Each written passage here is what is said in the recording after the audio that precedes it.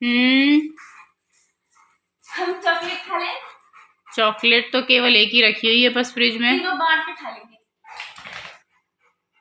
चल ठीक है। अच्छा, तीनों अगर एक ही चॉकलेट को तीनों बराबर बांट के खाओगे तो सबके हिस्से में कितनी कितनी आएगी? थोड़ी थोड़ी। Hello everyone, welcome back in माँ बेटी जुगलबंदी चैनल। तो देखा आपने वीडियो में, अगर एक चॉकलेट के 3 इक्वल पार्ट्स कर दिए जाएं तो मेरी बेटी को नहीं पता कि उस हर हिस्से को क्या कहेंगे। वो कहती है थोड़ी थोड़ी। क्या आपके बच्चों के साथ भी यही प्रॉब्लम आती है? अगर यस तो ये वीडियो आपके लिए बहुत यूज़फुल होने वाली है। आज की वीडियो में हम यही पढ़ने वाले हैं कि अगर किसी चीज़ के इक्वल पार्ट्स कर दिए जाएं तो एवरी पार्ट को क्या बोलेंगे और उसको कैसे लिखेंगे। तो आइए शुरू करते हैं आज की वीडियो। मेरे पास ये कुछ एप्पल्स हैं, आइए इनको काउंट करते हैं। 1 2 3 एंड 4। ये 4 एप्पल्स हैं मेरे पास। अब मैं एक एप्पल के 2 इक्वल पार्ट्स कर देती हूँ। तो मैंने एक एप्पल को 2 इक्वल पार्ट्स में डिवाइड कर दिया है। तो अब आप मुझे बता सकते हैं कि ये कितना एप्पल है या ये कितना एप्पल है? जी सही कहा आपने, ये आधा एप्पल है और ये दूसरा आधा एप्पल है। यानी कि एक एप्पल को 2 इक्वल पार्ट्स में डिवाइड कर दिया तो हमें 2 हाफ मिल गए, 2 आधे आधे हिस्से मिल गए। अब 1 2 3 4 इस तरह की काउंटिंग्स के बारे में तो आप पहले से ही जानते हैं। इन्हें हम काउंटिंग नंबर्स या नेचुरल नंबर्स कहते हैं। क्या आप मुझे बता सकते हैं कि मैथमेटिकल वे में इस आधे को मैं कैसे लिखूं, कैसे डिनोट करूं? नहीं, चलिए आज हम इसी के बारे में स्टडी करने वाले हैं। हमारा आज का टॉपिक है फ्रैक्शन। आज का हमारा टॉपिक है फ्रैक्शंस। अभी जैसे मैंने आपको एप्पल दिखाया था कि मैंने एक एप्पल को 2 इक्वल पार्ट्स में डिवाइड किया था, तो उसके एक पार्ट को हम बोलते हैं आधा। अब बोल तो हमने दिया आधा, लेकिन उस आधे को कैसे लिखेंगे? देखिए, आपने कुछ इस तरह के नंबर्स आपने देखे होंगे कहीं ना कहीं लिखे हुए या पढ़ते हुए या किसी को बोलते हुए। आपने ज़रूर इस तरह के नंबर्स पढ़े होंगे। ये जो नंबर्स होते हैं ये 1 से कम होते हैं, यानी कि 0 से ज़्यादा और 1 से कम होते हैं। इस तरह के जो नंबर्स होते हैं इन्हें हम फ्रैक्शंस कहते हैं। अब इन नंबर्स को कैसे लिखते हैं, कैसे पढ़ते हैं, इन नंबर्स का क्या मतलब है, मतलब ये कितनी क्वांटिटी को शो करते हैं, इसके बारे में हम पढ़ने वाले हैं। जैसे कि अभी आपने देखा था कि मैंने एक एप्पल को 2 इक्वल पार्ट्स में डिवाइड किया था। तो ये जो एक पार्ट है इसको हम कहेंगे आधा, और इसको लिखेंगे कैसे? हम इसके एक पार्ट के बारे में बात कर रहे हैं और हमने एप्पल को 2 पार्ट्स में बांटा था।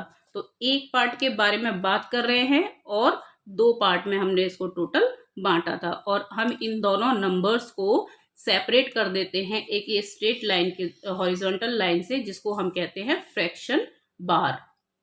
फ्रैक्शन बार। और इसको पढ़ेंगे कैसे?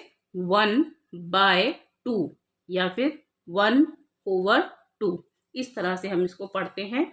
और हम इसको हाफ भी पढ़ते हैं, 1/2 को हम हाफ भी पढ़ते हैं। ठीक है, तो और कुछ एग्जांपल्स देख लेते हैं। सपोज मेरे पास एक बॉक्स है, मैं एक स्क्वायर बना रही हूँ और इस स्क्वायर को मैं 3 इक्वल पार्ट्स में डिवाइड कर देती हूँ। एक पार्ट ये हो गया, एक ये हो गया और एक ये हो गया। अब मैं इस एक पार्ट को शेड कर देती हूँ और मैं इस शेडेड पार्ट को लिखना चाहती हूँ कि मैंने इस रेक्टेंगल का कितना पार्ट शेड किया है। तो देखिए, सबसे पहले तो मैंने कितना पार्ट शेड किया है? 1 पार्ट। इसको सेपरेट कर देंगे फ्रैक्शन बार से। और इस पूरे रेक्टेंगल को मैंने कितने टोटल पार्ट्स में डिवाइड किया था? 3 पार्ट्स में। ये हो गया आपका 3। तो जितने पार्ट्स के बारे में हम बात कर रहे हैं, जितने पार्ट को हम कंसीडर कर रहे हैं, उस नंबर को हम लिखते हैं ऊपर। फिर एक हॉरिजॉन्टल बार लगा देते हैं सेपरेट करने के लिए।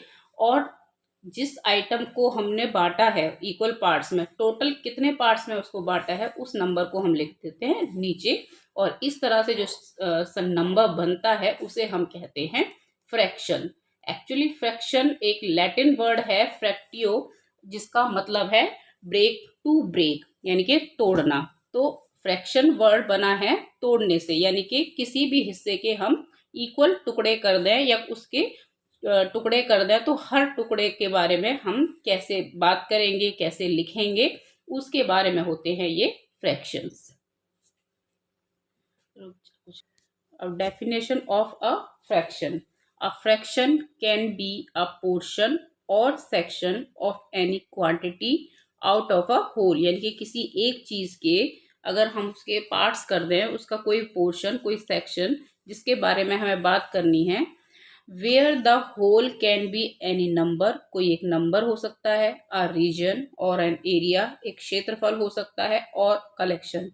ऐसा नहीं है कि किसी एक ही चीज के बारे में हम फ्रैक्शन से रिलेटेड टर्म्स को पढ़ते हैं, वो एक कलेक्शन भी हो सकता है। सपोज मेरे पास एक कलेक्शन ऑफ 12 बीड्स है, और उसको मैंने इक्वली 2 पार्ट्स में डिवाइड करना है, तो कलेक्शन को 12 बीड्स के कलेक्शन को मैं इक्वली 2 पार्ट्स में कैसे डिवाइड करूंगी कि 6 एक तरफ और 6 एक तरफ। तो हम कलेक्शन को भी डिस्ट्रीब्यूट करते हैं, उस टाइम भी फ्रैक्शन की टर्म को यूज किया जाता है। Fractions represent values in between integers, जो इंटीजर्स होते हैं उनके बीच की वैल्यूज होती हैं, जैसे कि 1 और 2 के बीच में बहुत सारी फ्रैक्शंस होती हैं, 0 और 1 के बीच में भी बहुत सारी फ्रैक्शंस होती हैं। ये एक फिगर है, सर्कुलर फिगर है। देखिए मैंने इसको पार्टीशन कर दिया है, इसको 2 इक्वल हाफ्स में बांट दिया है। अब मुझे ये शेडेड पार्ट को डिनोट करना है, इसको लिखना है मैथमेटिकल वे में कि मैंने एक सर्कल के कितने हिस्से को, कितने पार्ट को शेड किया है। कितने पार्ट को मैंने शेड किया है? 1 पार्ट को। और टोटल कितने पार्ट्स किए थे मैंने इस सर्कल के? 2।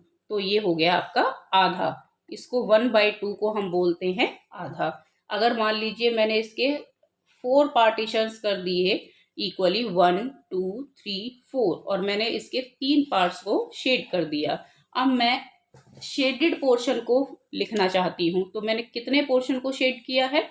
3। और टोटल कितने पोर्शन थे इसके? मैंने कितने पार्ट्स में डिवाइड किया था इस सर्कल को?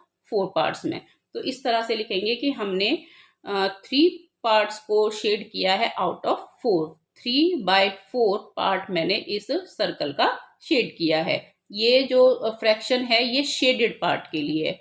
अब मैं चाहती हूँ कि मैं लिखूं कि मैंने इस सर्कल का कितना पार्ट अनशेडेड छोड़ दिया है। तो मैंने इस सर्कल के कितने हिस्से अनशेड छोड़े हैं? 1 पार्ट आउट ऑफ कितने, टोटल कितने थे? 4। तो 3/4 डिनोट कर रहा है शेडेड पोर्शन को, और 1/4 डिनोट कर रहा है अनशेडेड पोर्शन को।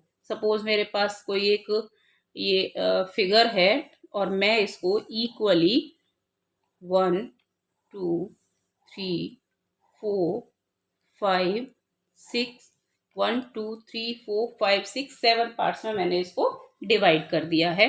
तो अब मैंने इसके 3 पार्ट्स को शेड कर दिया है। तो मैं चाहती हूँ कि शेडेड पोर्शन को मैं लिखूं मैथमेटिकल वे में। तो मैंने कितने पोर्शन शेड किए? 1 2 3 आउट ऑफ 1 2 3 4 5 6 7। तो मैंने इस फिगर का, इस शेप का 3/7 पोर्शन को शेड किया है। ये तो है शेडेड पोर्शन के लिए फ्रैक्शन। और मुझे अनशेडेड के लिए लिखनी है, तो कैसे लिखूंगी मैं? कितने पोर्शन मैंने अनशेडेड छोड़ दिए?